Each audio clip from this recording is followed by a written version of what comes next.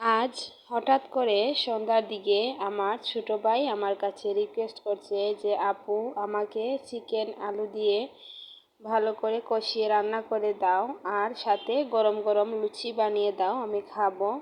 তো ছোট ভাই যেহেতু আমাকে রিকোয়েস্ট করেছে তো তার আবদার রাখবো না, তার কি করে হয়, এর জন্য আমি প্রিপারেশন নিয়ে নিলাম। আর আমার ভাই কিন্তু আমাদের দুই বোনের থেকে ছোট, তো সবসময় আমরা দুই বোন চেষ্টা করি ওকে ও যা চায় দেওয়ার জন্য।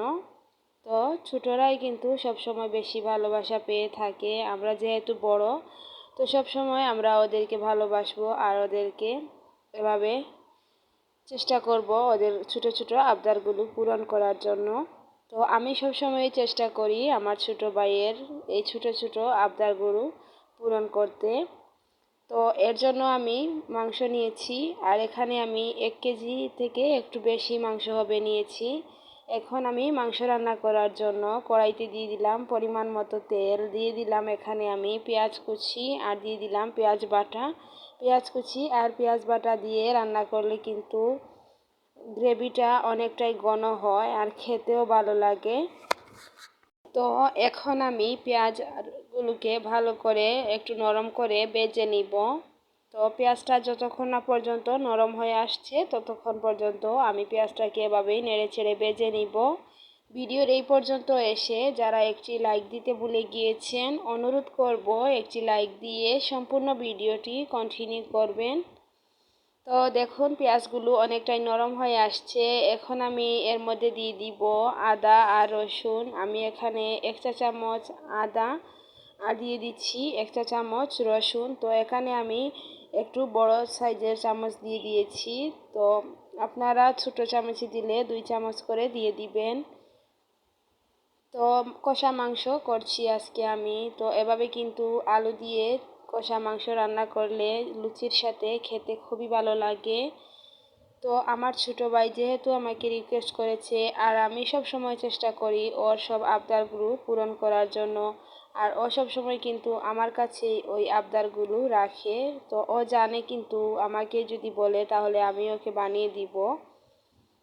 তো আমরা দুই বোন আর দুই বোনের ছোট্ট একটি ভাই, তো অনেকটা ছোট না, ওর বয়স এখন 15 চলতেছে। তো এখন দেখুন মাংসে যা যা মশলা দেওয়া প্রয়োজন সবগুলো মশলা আমি একসাথে দিয়ে দিলাম, দিয়ে ভালো করে নেড়ে ছেড়ে আমি অল্প একটু পানি দিয়ে মশলাটাকে কষিয়ে নিব।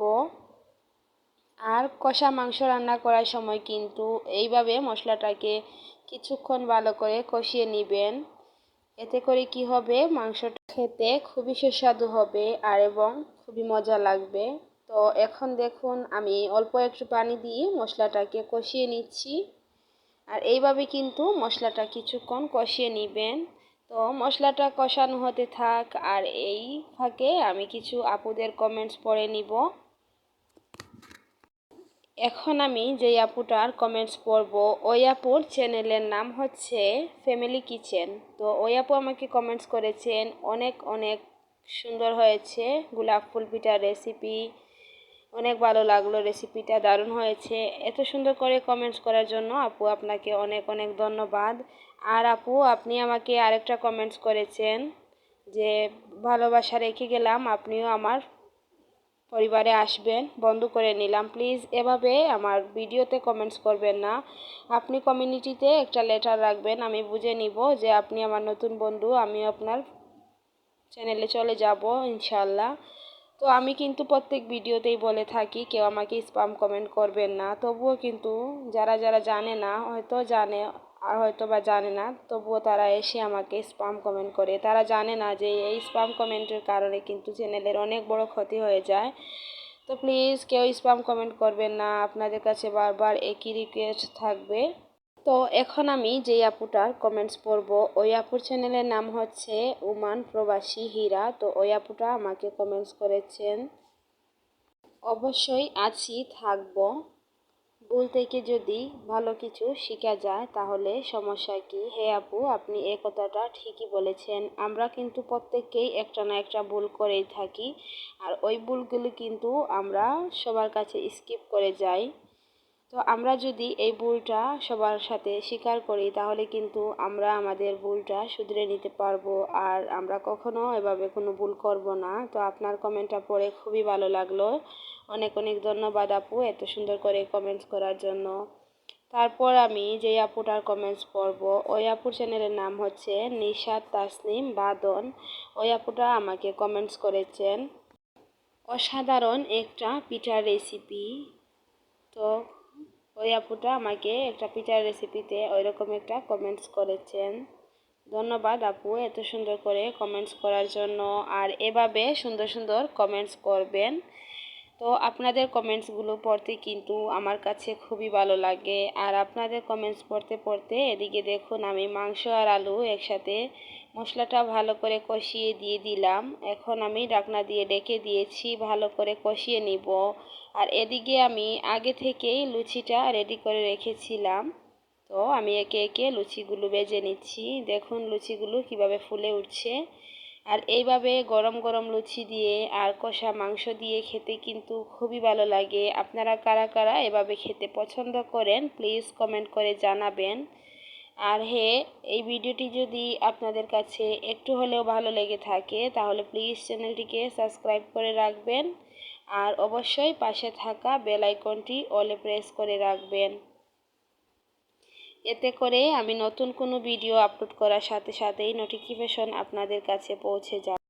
আর যারা আমার পুরাতন বন্ধু আছেন আর আমার চ্যানেলটিকে সাবস্ক্রাইব করে এত দূর এগিয়ে নিয়ে আসছেন তাদেরকে জানাই অসংখ্য অসংখ্য ধন্যবাদ। এভাবেই আমার পাশে থাকবেন আর এভাবেই আমাকে ভালোবাসা দিবেন। আমিও ইনশাল্লাহ আপনাদের সাথে আছি, সাথে থাকবো, আর এভাবেই আপনাদেরকে ভালোবাসা দিয়ে যাব।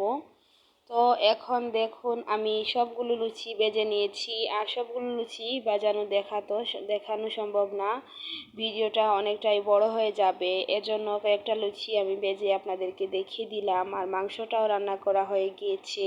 এখন খাওয়া দাওয়ার পালা, গরম গরম লুচি দিয়ে কষা মাংস খাবো। তো এই রেসিপিটা কিন্তু আমার কাছে খুবই ভালো লেগেছে। আপনাদের কাছে কেমন লেগেছে প্লিজ কমেন্টস করে জানাবেন। আর আমার ভাই খেয়ে কিন্তু খুবই খুশি হয়েছে। তো ভাইয়ের খুশিতে আমিও অনেক খুশি হয়েছি। তো এই ছিল আমার আজকের ভিডিও। সবাই ভালো থাকবেন, সুস্থ থাকবেন, দেখা হবে পরবর্তী কোনো ভিডিওতে। আল্লাহ হাফেজ, আসসালামু আলাইকুম।